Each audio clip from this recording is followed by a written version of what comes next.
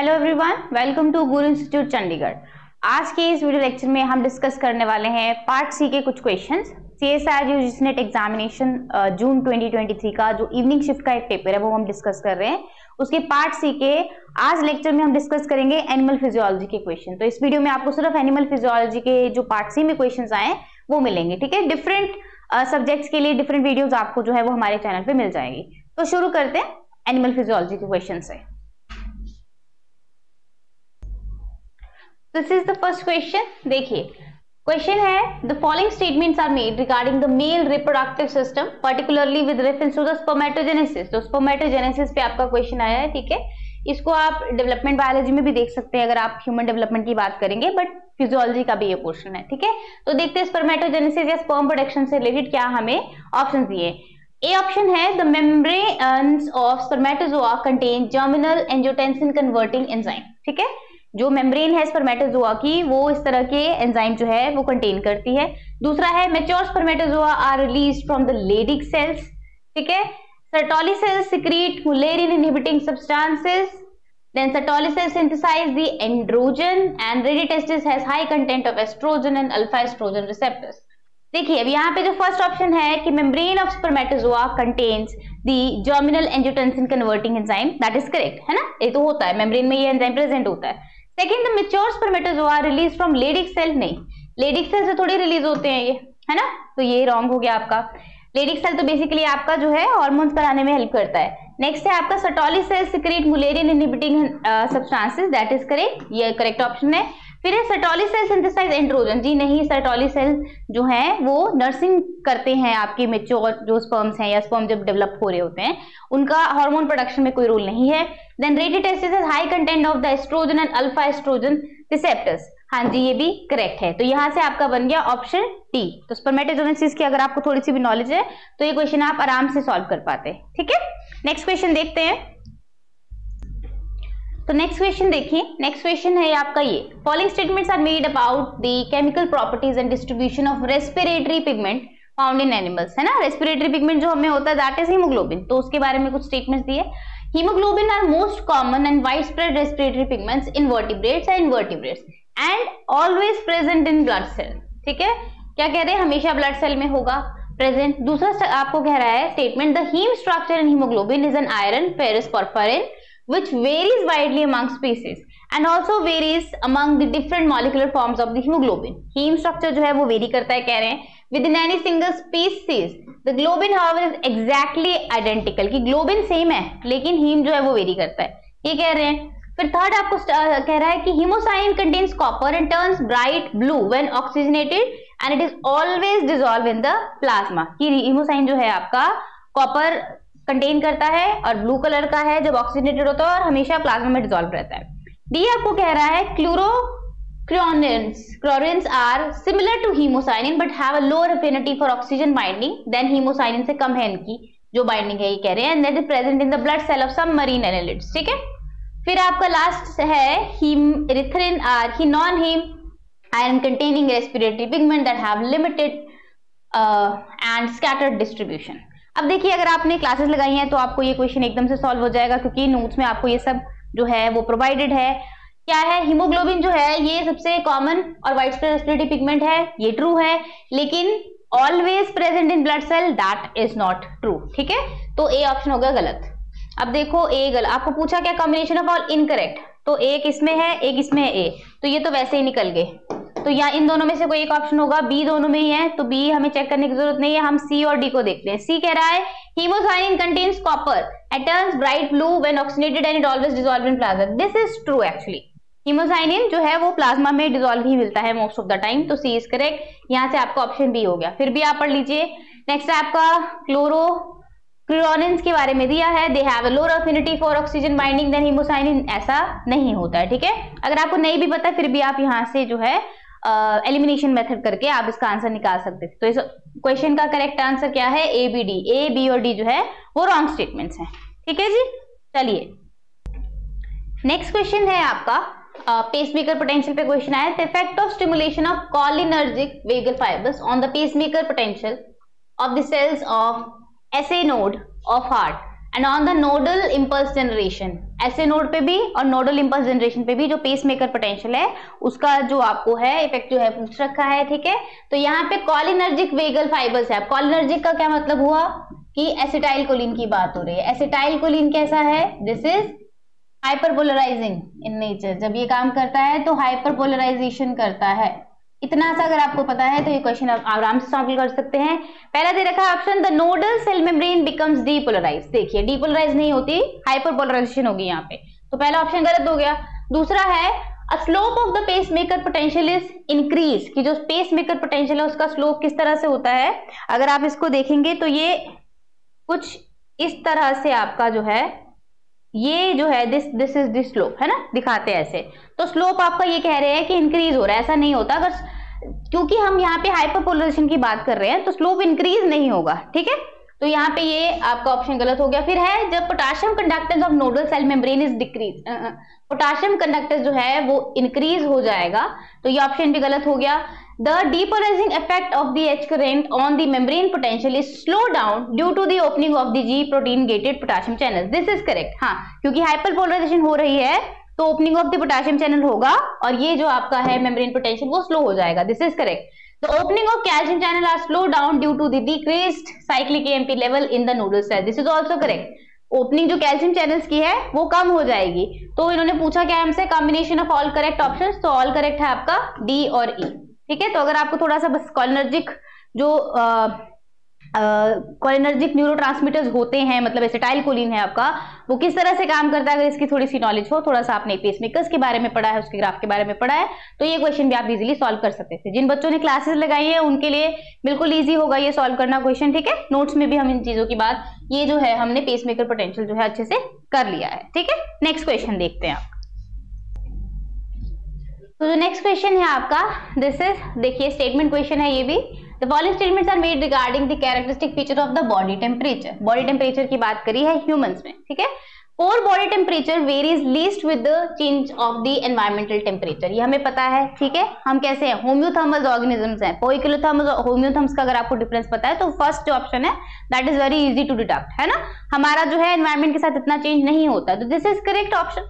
Next is during severe muscular exercise, the rectal temperature may rise up to 40 degree Celsius, that is also correct। जब आप बहुत ज्यादा exercise करते हैं तो आपका जो कोट बॉडी टेम्परेचर है वो राइज होना शुरू हो जाता है, तो this is correct. The oral temperature is relatively higher than the rectal temperature. No, this is not correct, क्योंकि जो आपका कोर बॉडी टेम्परेचर है या जो टेम्परेचर हम ओरल टेम्परेचर देखते हैं that is always lower than the rectal temperature, ठीक है। तो ये ऑप्शन गलत हो जाता है। Next is that the core body temperature is highest at 6 AM and lowest in the evening in humans who sleep at night and remains awake during daytime. देखिए ऐसा भी नहीं होता है, जब आप सुबह सुबह उठते हैं तो कोर बॉडी टेम्परेचर आपका हाईएस्ट नहीं होता है, ठीक है। सुबह सुबह के टाइम पे जो कोर बॉडी टेम्परेचर है वो थोड़ा सा कम होता है, मतलब थोड़ा कोल्ड होता है, तो ये ऑप्शन आपका हो गया गलत। तो इस चीज से कोई फर्क नहीं पड़ता कि कोई रात को सो रहा है दिन को सो रहा है, ठीक है। सुबह सुबह जो होता है वो कोर बॉडी टेम्परेचर आपका क्या होगा, हाईएस्ट नहीं हो सकता, ठीक है। 6 AM जैसे ये कह रहे हैं तो उस टाइम हाईएस्ट नहीं होगा, तो ये ऑप्शन गलत हो गया। नेक्स्ट है the temperature of scrotum is regulated at 37 degree Celsius. अरे भाई ये भी गलत है। स्क्रॉटम जो है उसको एब्डोमिनल कैविटी से बाहर इसीलिए रखा गया है ताकि उसका टेम्परेचर जो है वो बॉडी टेम्परेचर से 2 या 3 डिग्री कम हो, ताकि स्पर्मेटोजेनेसिस अच्छे से हो पाए। तो ई ऑप्शन तो आपको नॉर्मली ही पता है, ये तो गलत ही है यहाँ पे, ठीक है। और एफ है आपका in woman a rise of basal body temperature occur immediately after ovulation, this is correct, ठीक है। ऐसा होता है, ओवुलेशन के इमीडिएट बाद जो है बेसल बॉडी टेम्परेचर एक लेडी का जो है वो इंक्रीज कर जाता है, ठीक है। तो अब ऑप्शन देखते हैं, हाँ हमें पता लग गया कौन सा करेक्ट है। यहाँ पे पूछा which of the following option represent the incorrect combination, तो इनकरेक्ट है आपका सी, डी और ई, तो ये रहा ऑप्शन सी इज करेक्ट, ठीक है। बिल्कुल बेसिक सा क्वेश्चन था, ये आप आराम से सॉल्व कर सकते थे, ठीक है जी।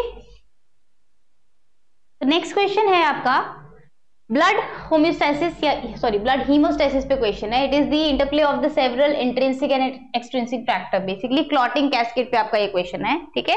Deficiency of some of the blood clotting factors and their clinical manifestation. देखिए ये फैक्टर्स हैं आपके और ये है मैनिफेस्टेशंस।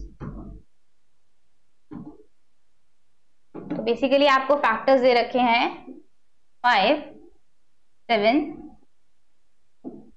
9 एंड 12, ठीक है।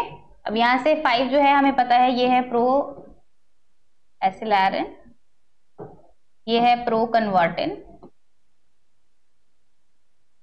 और ये है एंटी हीमोफिलिक बी, और जो ये लास्ट है ये है फाइब्रिन कन्वर्टिंग। बेसिकली ये आपके जो है फैक्टर्स है अगर हम देखें, ठीक है। अब यहाँ से आपको देखना है कि आपका फैक्टर यहीं से देखो, एक तो आपको सिंपली क्लियर है, जो 9 वाला है आपका वो क्या है, हीमोफीलिया बी के लिए है, ठीक है। तो देखो किस ऑप्शन में है, सी जो है आपका वो किस ऑप्शन में है, C3 C2 यहाँ रहा आपका, ठीक है। तो ये रहा, उसके बाद आपका जो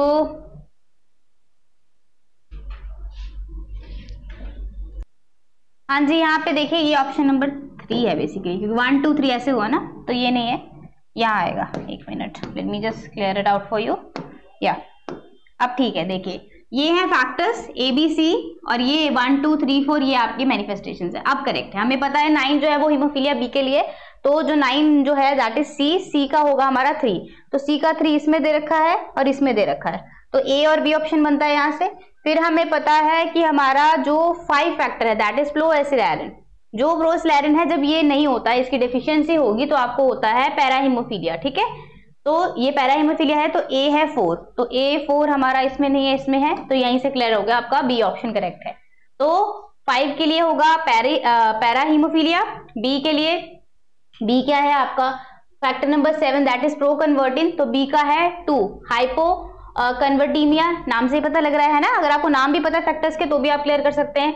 C जो है वो हमारा हो चुका है हीमोफीलिया बी, और D जो है आपका फैक्टर 12 जो है वो हेजमेंट ट्रेट को जो है कॉज करता है, ठीक है। तो यहां से आपको पता लगा इस क्वेश्चन का आंसर क्या होगा, ऑप्शन नंबर बी। देखिए अगर आपको सारे भी नहीं पता है, आपको एक एक चेक करके देखना, ठीक है, that is up to the question, कि अगर आपका एक ही से सॉल्व हो जाए तो वेरी गुड। यहाँ पे हमारा एक से नहीं हो रहा था, पर दूसरा जब हमने देखा तो सॉल्व हो गया। तो ये क्लॉटिंग कैस्केड के जो फैक्टर्स हैं उनके नाम अगर आपको पता हो, एक्चुअल नाम, क्योंकि यहाँ नाम तो लिखे नहीं है, तो आप जो मैनिफेस्टेशन है उनको गेस भी कर सकते हैं, ठीक है। वैसे आपने क्लॉटिंग फैक्टर्स में ये क्लास में पढ़ा हुआ है, तो आराम से सॉल्व किया होगा ये क्वेश्चन।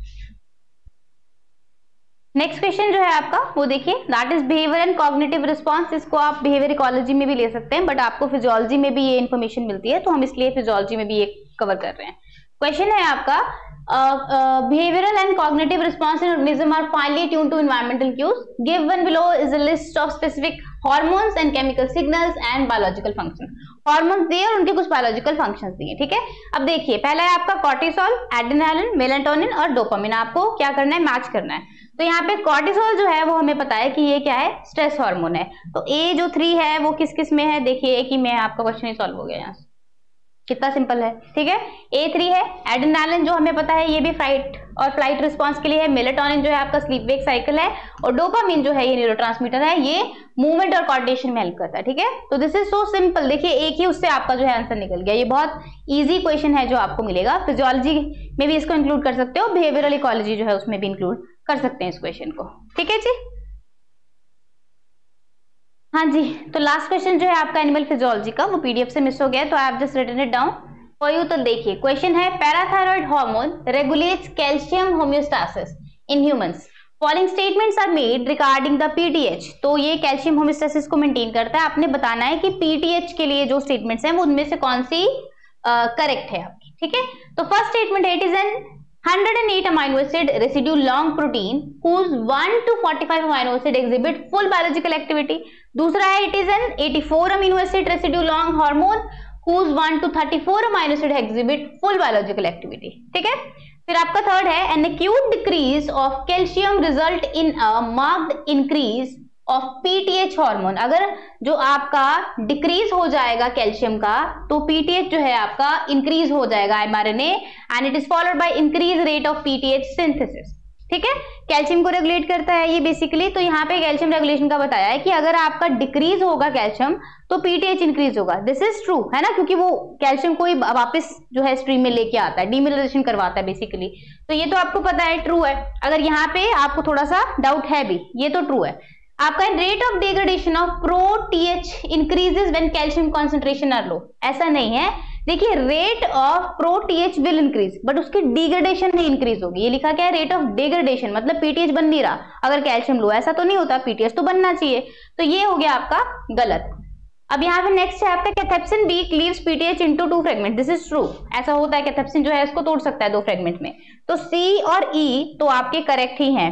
तो यहाँ पे सी और ई इस ऑप्शन में है, तो मतलब यहाँ से भी आपको अगर नहीं भी पता था ए और बी तो आप निकाल सकते थे आंसर। वैसे आपको पता होना चाहिए कि ये 84 अमीनो एसिड लॉन्ग होता है, छोटा होता है, ये इतना बड़ा नहीं होता इसका जो पॉलीपेप्टाइड है। और इसमें जो एक्टिविटी है वो 1 से 34 अमीनो एसिड में ही इसकी पूरी एक्टिविटी हो जाती है। ठीक है, तो these were your questions for animal physiology जो पार्ट सी में पूछे गए थे जून 2023 के CSR UGC नेट एग्जाम में। ठीक है, I am hoping that you have got an idea of what type of question has been asked in the paper, और आपको ये समझ आए हो। तो ऐसे ही जो क्वेश्चंस हैं उनकी सॉल्विंग के लिए आप हमारे और वीडियोस को भी देख सकते हैं। बाकी जो सब्जेक्ट है उनके लिए भी हमने जो वीडियोस बना रखी हैं। अगर आपको कोई क्वेश्चन है, do let us know in the comment section. Please do like, share and subscribe this video. Thank you so much for watching and I will see you in the next class.